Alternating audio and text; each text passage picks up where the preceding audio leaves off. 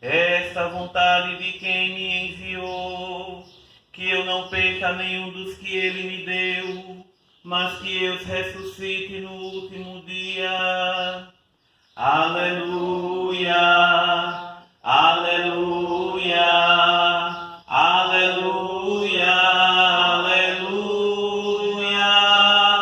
aleluia, aleluia, aleluia, aleluia.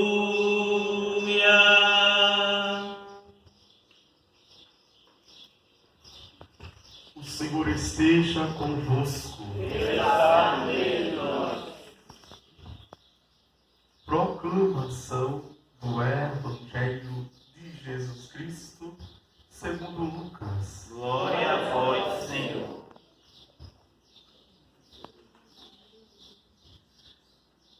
Naquele mesmo dia, o primeiro da semana, dois dos discípulos de Jesus iam para um povoado chamado Emaús, distante 11 quilômetros de Jerusalém. Conversavam sobre todas as coisas que tinham acontecido. Enquanto conversavam e discutiam, o próprio Jesus se aproximou e começou a caminhar com eles. Os discípulos, porém, estavam como que cegos e não o reconheceram. Então Jesus perguntou: por que ides conversando pelo caminho?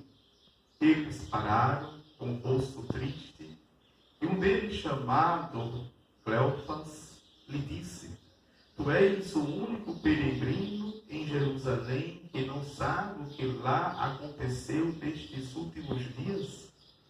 Ele perguntou: o que foi? Os discípulos responderam: o que aconteceu com Jesus, o Nazareno, que foi um profeta poderoso em obras e palavras, diante de Deus e diante de todo o povo. Nossos sumos sacerdotes e nossos chefes o entregaram para ser condenado à morte e o crucificaram. Nós esperávamos que ele fosse libertar Israel, mas, apesar de tudo isso, já faz 3 dias que todas essas coisas aconteceram. É verdade que algumas mulheres do nosso grupo nos deram susto.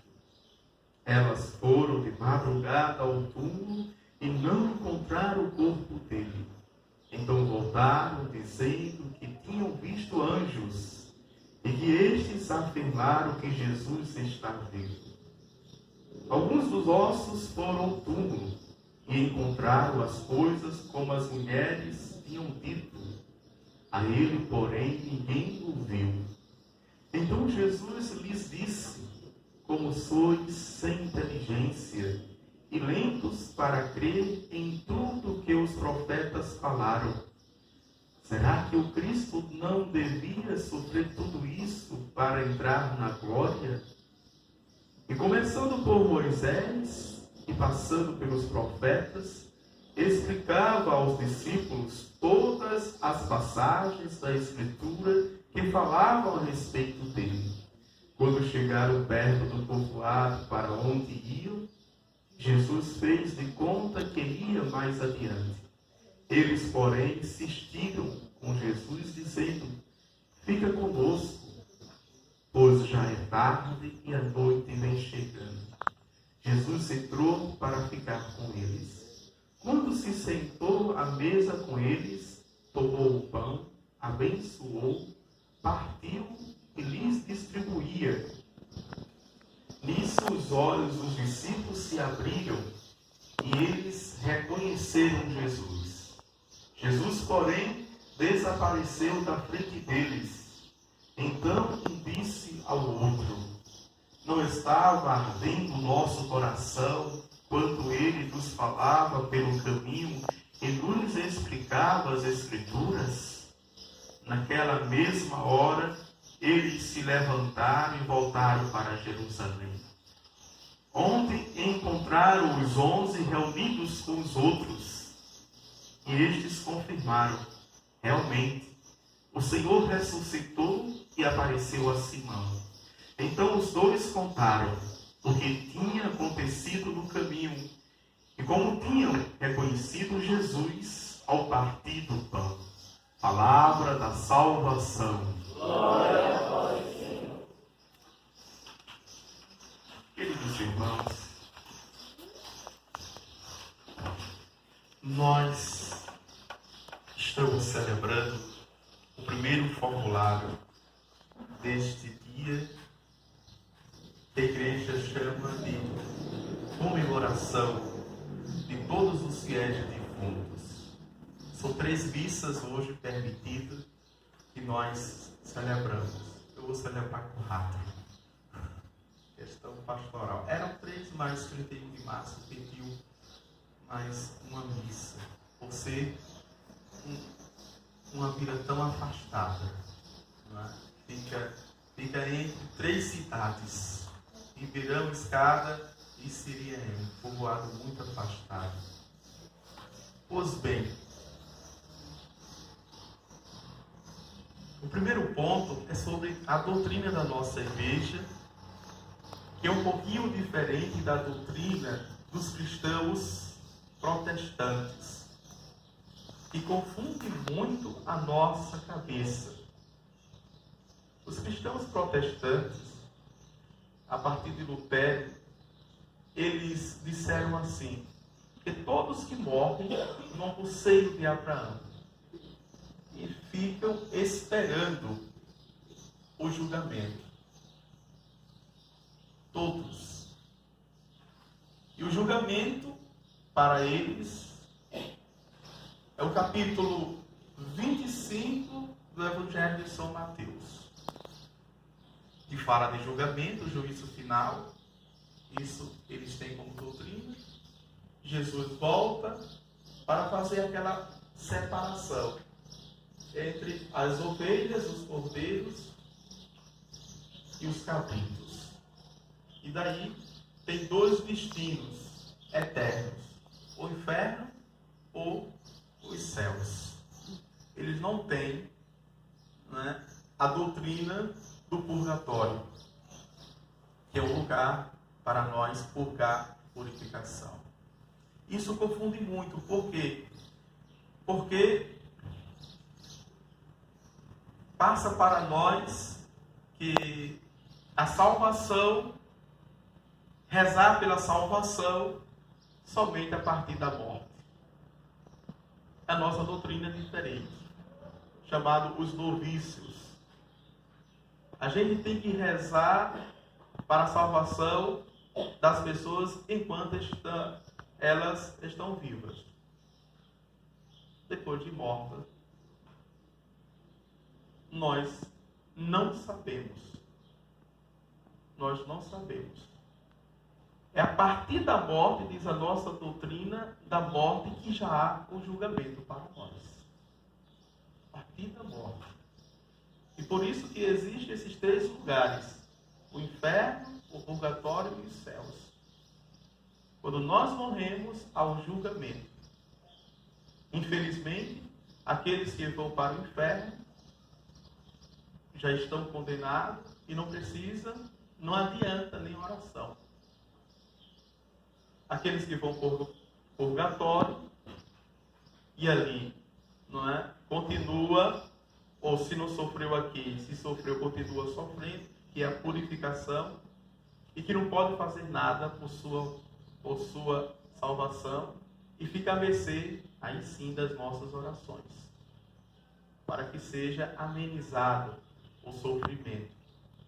Ou aqueles que já vão para os céus. E estes não precisam de oração também, porque já estão na eternidade, na felicidade eterna. Nós que pedimos a eles a oração. Ô padre, e como se dá o julgamento?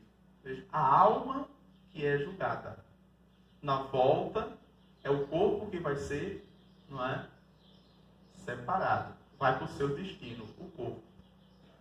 O que jaz, que nós chamamos de cemitério, que é dormição, a palavra do cemitério, dormição, O que dorme é o nosso corpo. No julgamento do Senhor, esse corpo vai, não é, ressuscitar, reviver. E aí, não é, vai se encontrar com a alma eternamente. Deu para entender? Não é muito confuso não, né? Essa doutrina. É doutrina nossa católica. Para que a gente esteja pregando isso por aí, não é? Mas sendo uma doutrina protestante. E por que nós rezamos? Que a igreja reza? Justamente porque nós não sabemos para onde os nossos entes foram. Na dúvida, e porque nós somos homens e mulheres da esperança. E ansiamos e queremos que todos, né, estejam, ou o seu destino seja os céus, não o inferno. E o purgatório é a certeza da salvação, é a certeza dos céus, o purgatório. Os que forem para o purgatório estão já salvos. Purgatório. Agora sofre. Vamos imaginar algum sofrimento terrível aqui na Terra.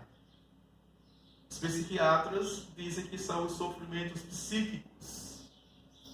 Os médicos dizem que são algumas doenças são terríveis, sobretudo o câncer, né, que judia muito, faz muito as pessoas sofrerem. Nós, exorcistas, dizemos que são os malefícios demoníacos, sobretudo a possessão para a alma, é o maior sofrimento. Mas nenhum desse sofrimento é incomparável ao sofrimento do purgatório. E não é o sofrimento do fogo do inferno. São sofrimentos diferentes. No purgatório se sofre, não é, pelo fogo do amor, diante do amor. E aqui é a pior dor de não ser amado ou amar e não ser correspondido.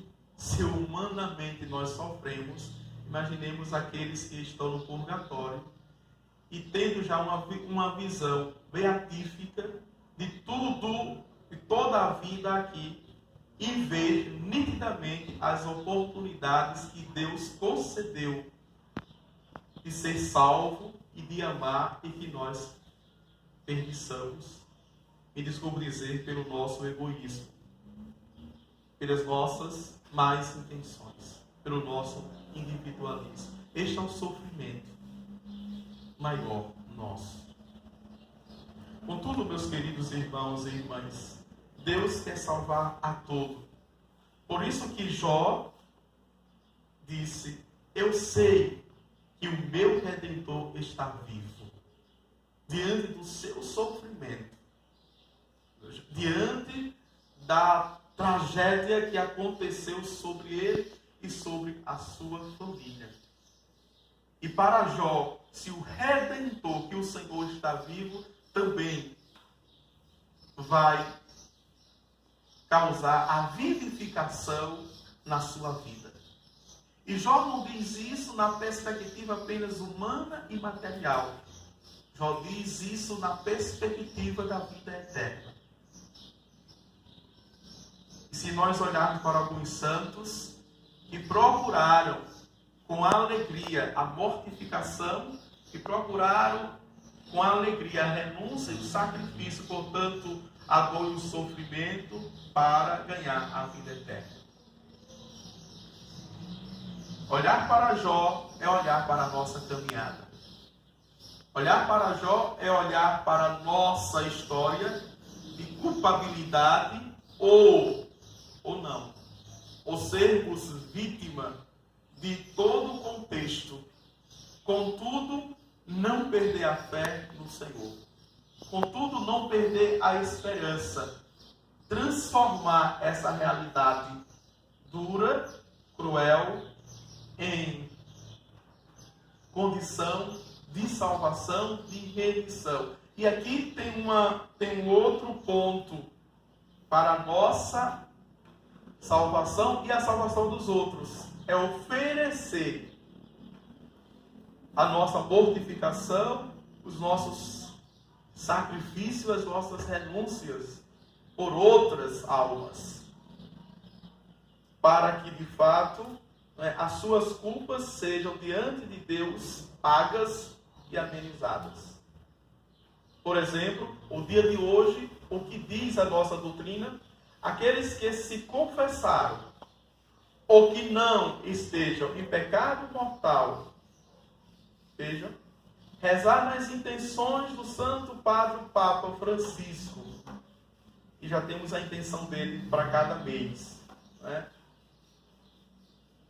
Visitar o cemitério, dia de hoje, ou em 8 dias, a partir de amanhã, viu?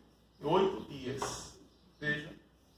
Rezar diante do crucifixo, ou do cruzeiro dentro do cemitério, que todo cemitério tem um cruzeiro, ou uma capela, em intenção dos fiéis de fundo, ou das almas do purgatório, temos, não é, as indulgências plenárias. E para que indulgências, padre? Isso não é da Idade Média, não. Isso é da igreja, em todos os tempos.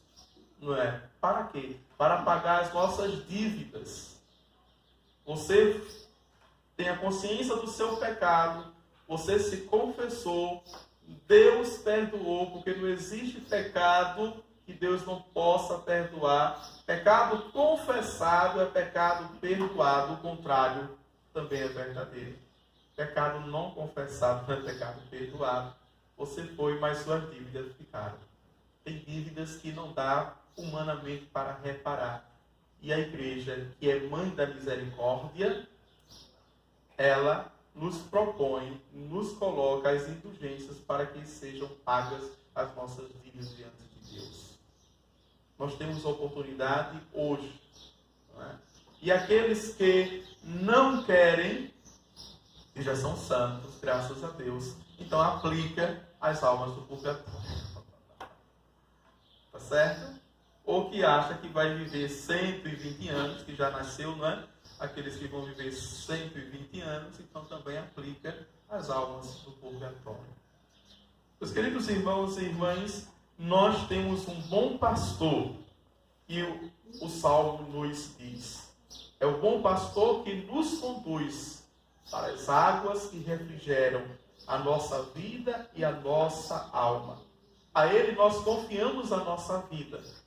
A Ele como ovelha, nós nos confiamos para que Ele nos conduza no cotidiano da nossa vida. Só é se deixar conduzir.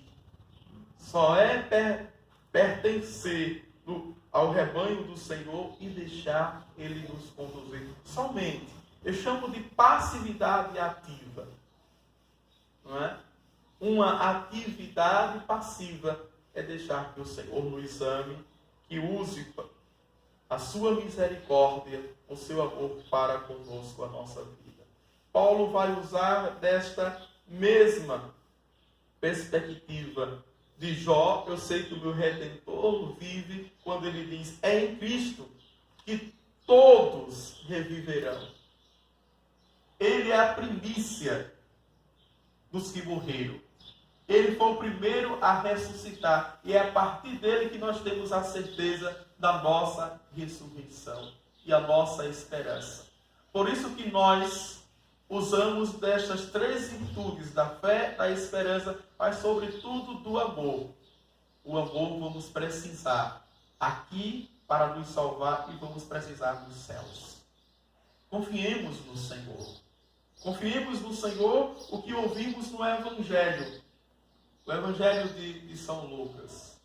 Que, de fato, se Cristo não ressuscitou, vã é a nossa fé, vai dizer o apóstolo Paulo, que cabe bem neste Evangelho que os discípulos de Emaús, ao partir do pão, perceberam que era o seu Senhor, o seu Mestre, e voltaram para anunciar a ressurreição.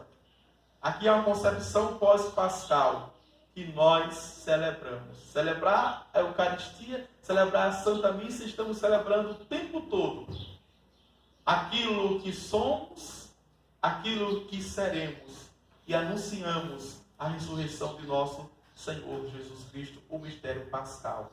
Vivendo nessa dinâmica, que não é uma chamada tríplice dimensão, mas é uma só igreja, não é?